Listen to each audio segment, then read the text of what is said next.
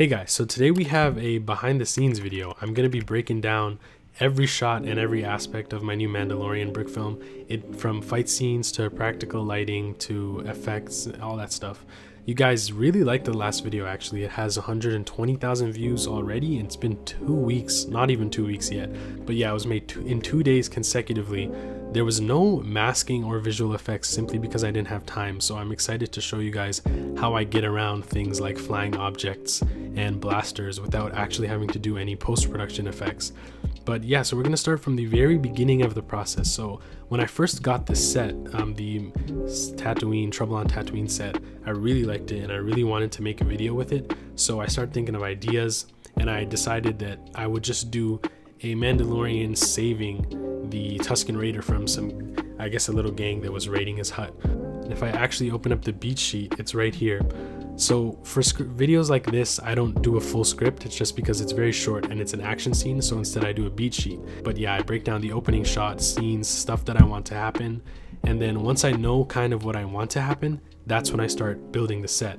So what I wanted to do was make a large Tatooine set and then place the aspects of the actual set within it.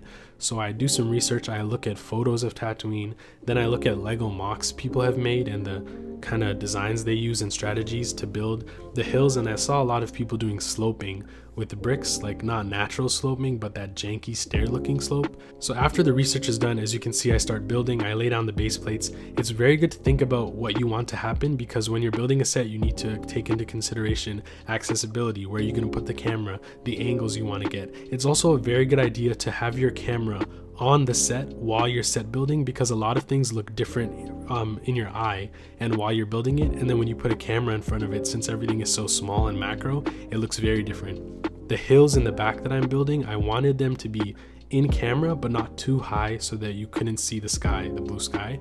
So I built those to a height that I like. I changed up the color. I have some tan, some brown.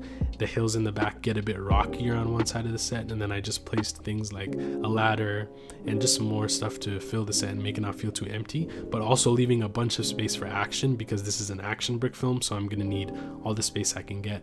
Then obviously I placed the original set in there. Then when I was done, I had a small section of Tatooine. The next part was transporting the set. I don't have enough room at home to animate since I'm shooting another film, so I had to put this set in the car and take it to my condo. I brought a bunch of lights with me and the whole set. Thankfully, it was sturdy enough to transport easily. And yeah, so this is the setup for filming. I have one key light, which is the ring light that I borrowed from my girlfriend, going onto the set, and then 2 lamps from either side, filling the area, and then getting shadows, counteracting the shadows from the other side. Usually I like to use 3 lights when I'm animating on a set of this size. It's good to have one main light, one fill light, and then one extra to get any parts of the set that are dark. The background is just a Bristol board that is light blue. I curve it a little bit, and then it stands on its own once you bend it. I don't like to actually bend it so there's a crease in it, because the crease would be visible on screen. So I just roll it up a little and then it stands up by itself. And yeah, for filming, I use my Canon T6i and I film on Dragon Frame, as you can see here. The tripod sits on the ground, it swivels and moves, and I use 3 lenses. I'll go through some of the shots that I use for each lens, but I switch between a 50mm, a macro extension, and a wide extension that I got off Amazon, and then the kit lens. So as you can see, this is an example of the macro lens shots. They get really tight. The 50 has a good depth of field, and it's nice for still shots. The wide is something I use for shots like this, where you want to get a lot of the environment. And then the kit lens is just good for zooming and any standard shots. On the side, when I'm animating, I have one chair with my laptop that has the live view of the scene, and then another chair. These lights are to get effects that you see during the video with blaster fire. And times like this, when there's blue lighting, the blue light is what I use to get effects like that. And then if someone's blasting green, I'll be using the green light, and if someone's blasting red, I'll be using the red light. So yeah, now that everything's set up, this is when I start animating. We're gonna go scene by scene and break down, I guess, everything that I've done. So this is the opening shot of the film. The lighting was pretty simple for this one. It was just a light inside the ship overhead to a cold light for the lights of the ship, and then the warm light from the outside of Tatooine, just to contrast that. This next shot is of the Razor Crest, and as you can see, the speeder speeds off. There's a couple things I want to talk about with this shot. One, the clay holding the speeder up is visible now, obviously. I like to animate with my aspect ratio filter low so that I can still see what's out of frame, but know what I'm going to be cutting off. So as you can see, the supports aren't there in the final video, but in the full frame they are.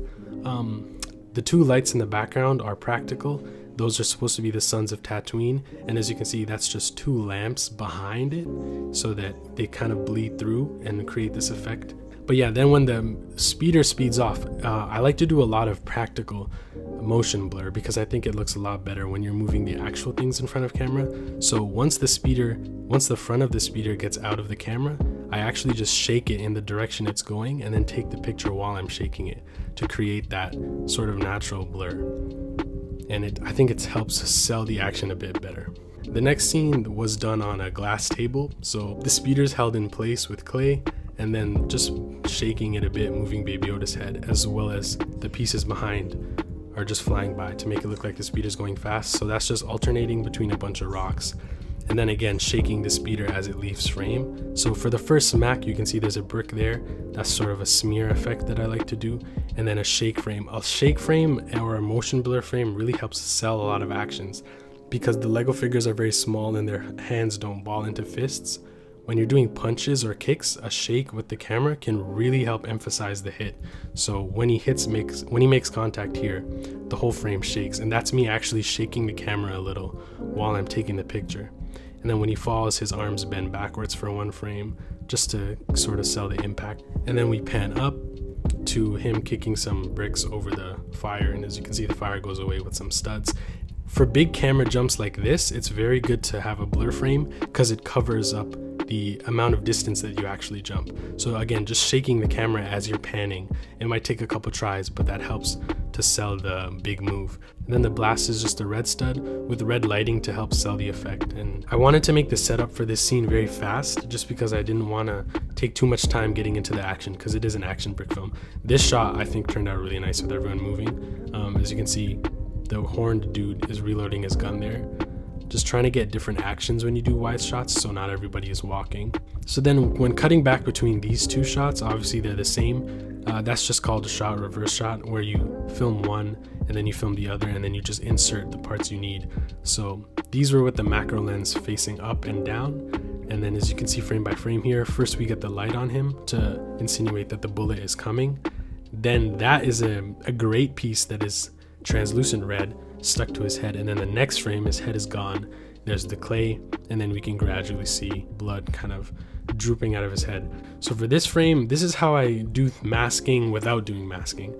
So when something is just out of frame, you can kind of attach, as you can see, it's attached to another brick that I'm holding over the set and shaking, and once I add the aspect ratio, that piece will be gone. So that's how you can get around things when you're masking or when you want something to fly and you don't really want to mask it. So as you can see, it looks like it's flying off, and then that frame, I'm obviously holding it with another brick out of frame. And then for the blast, again, it's just a light first to show the blast is coming, the red light over here, then a piece of the blast out of frame, the stud with more light, and then some orange bricks for sparks. Another big camera move. Shots like this you gotta block out. You need to kind of determine where the speeder's gonna land so you can make that frame and set it, and then know where Mando's gonna land. Because if you try to do that improvised, you might get the framing wrong. So just setting up things like that. And then zoom, and again, so I'm holding Mando above frame here, shaking him just to get that effect, shaking him again, shaking him still, and then the impact frame when he hits the ground, as you can see, is a really big shake. So that's me just pushing the camera up and down, and then the next frame kind of settles, another camera move, and then eventually you stop it. So it gives that sort of slamming effect. This is also on the macro lens. The macro lens is really nice. I'll leave a link for the extension. It just goes on top of any Canon kit lens. It was from Brotherhood Workshop's behind the scenes video. So here's another shot where he flies, but there's no masking involved. So the jetpack, I add a bunch of bricks. They're clay, attached with clay. And first I added a white light to kind of show it getting brighter.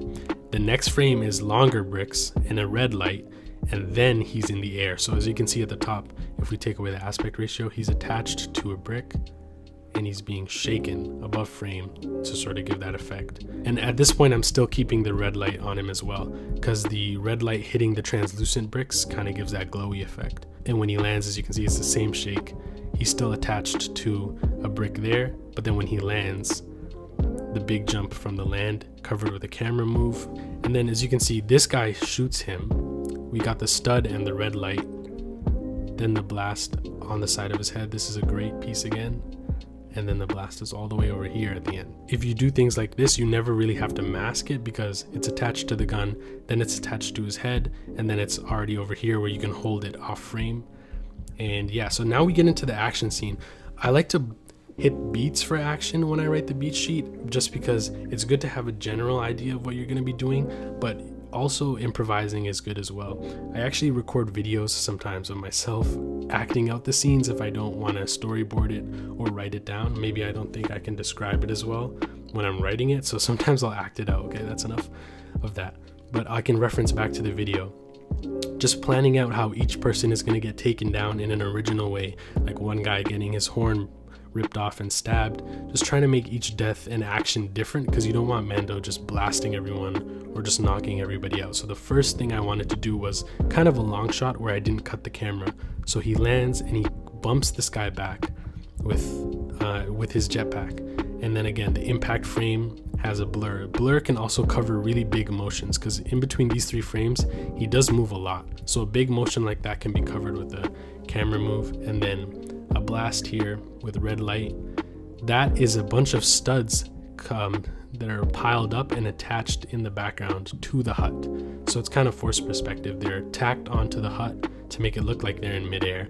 And then again a big blur frame, another blur frame, and then the great piece hitting the gun with some clay, then an impact piece like for sparks, and that's me holding the rifle off camera and shaking it to make it look like it's flying. Then we camera blur pan back, and again this is just some more action. This frame I really like, so this is me zooming the camera while I'm taking the picture to sort of give that shaking but zooming in effect. So if you take the picture really fast while you zoom, you should get a blur like that.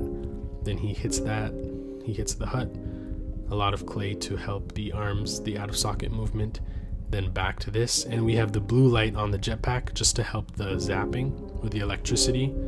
And again more camera shakes, a red light for the shot coming, and then once the blood is there, another camera shake. Just every impact having a camera shake really helps sell the weight of the action.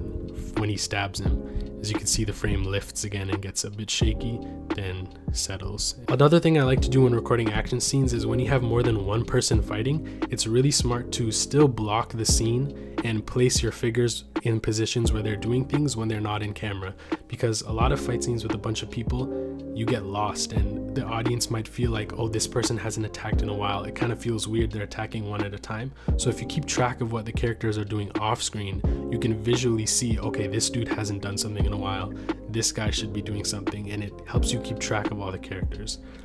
So we cut to this dude, he shoots, green light, and then just a piece on the gun, and then the piece is off frame, so no masking required. Hits him in the head and bounces, another blur there. And then for the spin, since he was making really big movements, I shook the camera as well. Then when he gets here, those are 2 great pieces. I thought this looked a bit interesting, but they're 2 great pieces that are translucent red, tacked together, and then on the gun, as well as the red light, and then a bunch of studs coming out of it. And then as you can see, it blasts his arm off and we got some blood. Mando spins back around, and then the studs with the light again.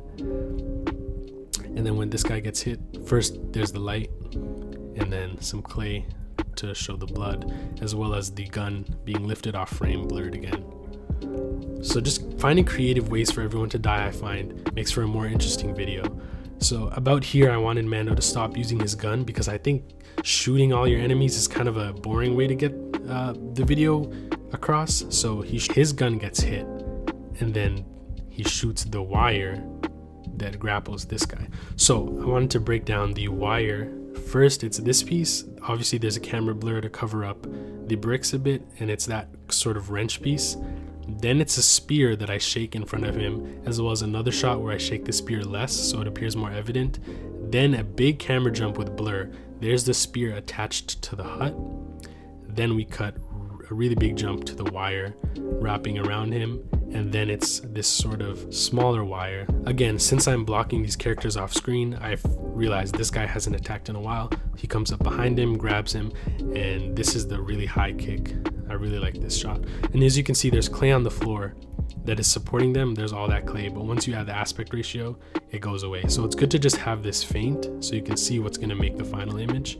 But yeah, so the leg gets disconnected here, and then he whips it up, kicks him, shot cuts with the motion blur, and then sort of follows him down as he hits the ground.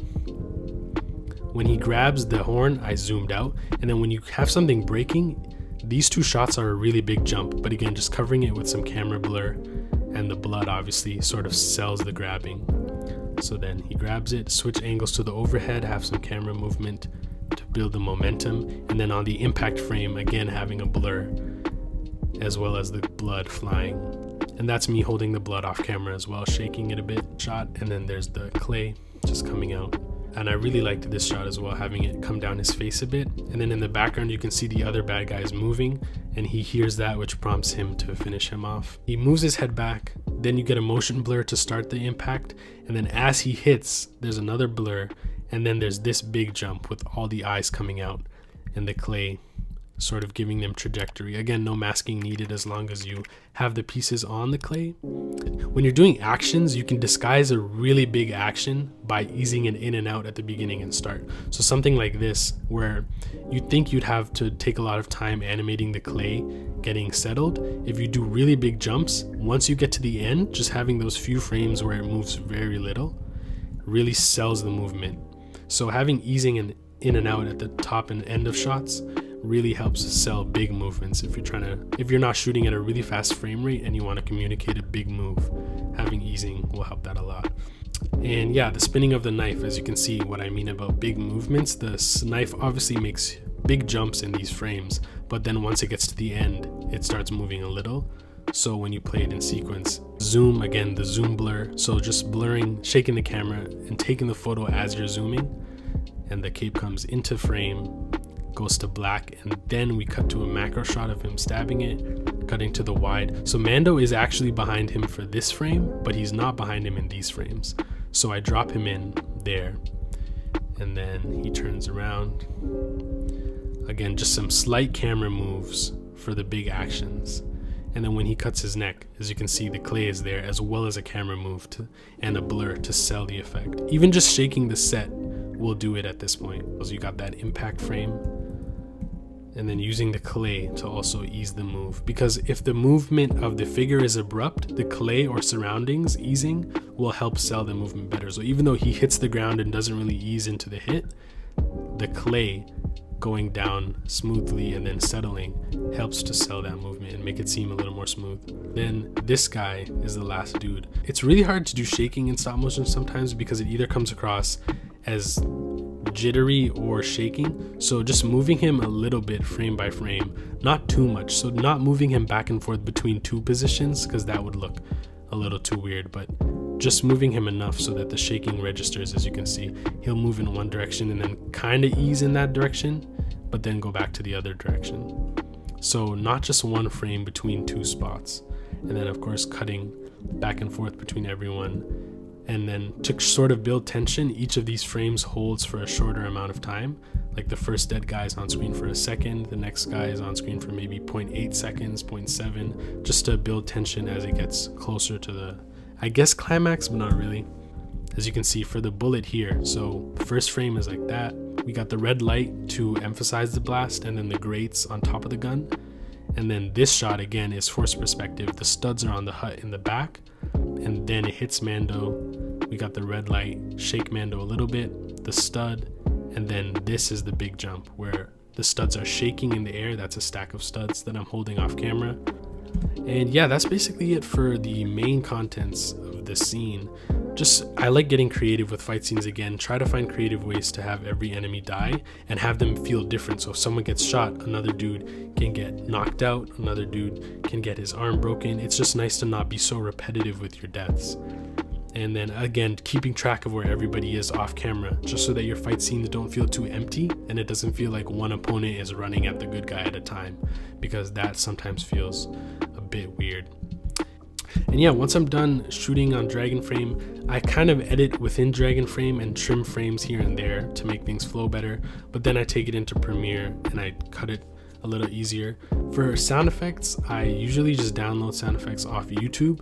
There's a site called MP3 Converter where you can get any sound from YouTube. The sound editing on this video was done very fast again because I had 2 days to release it. So I edit some sounds together. I look for a soundtrack that fits. I tried to find something similar to the Mandalorian theme. I did use the actual Mandalorian theme in a few spots for the video, because if you use actual music for a couple seconds only, copyright usually doesn't catch it, so that's fine. I wanted it for moments like that when he drops down, just to have the real soundtrack playing. But yeah, I edited it together. For color grading, I didn't need to do that much color grading for this scene since it was a desert scene. Just some shots like this were a bit too overexposed, so just individually darkening certain shots, matching color temperatures, just some subtle things like that. And then yeah, but that's it for color grading really. Again, no visual effects since everything was practical and in camera. And then adding the music in the background, the credits, exporting and uploading. For the thumbnail process, that was another tricky one. I had an initial thumbnail that I didn't end up liking. So what I do is I take a bunch of action shots of the Mandalorian, kind of go through and choose which one I like the best. Then I edited it on a gradient background, added 2 lights for the sun, just getting a good thumbnail that's not too simple with the figure standing, but has him in sort of a dynamic pose. I was going to use this frame for the thumbnail actually of him landing, but decided the background was had too much going on. But yeah, that's behind the scenes. This is my first time doing a video like this, so if you guys have any advice or comments or critiques, let me know below on what I can do better for future behind the scenes videos. But yeah, I hope this helped at all. If you guys want me to go more in depth on certain parts in the future, let me know. Again, this is my first time doing it behind the scenes, but I hope it was somewhat helpful. Thank you guys for watching, and thank you for the continued support on the actual brick film. It's doing pretty well, so I'm happy you guys like it. And yeah, stay tuned for further content. I'm going to be making 501st videos, a Spider-Man Miles Morales video, and an Attack on Titan video very soon. You can see updates on my Instagram and second channel. Thank you guys again for the support, and I hope you have a great day.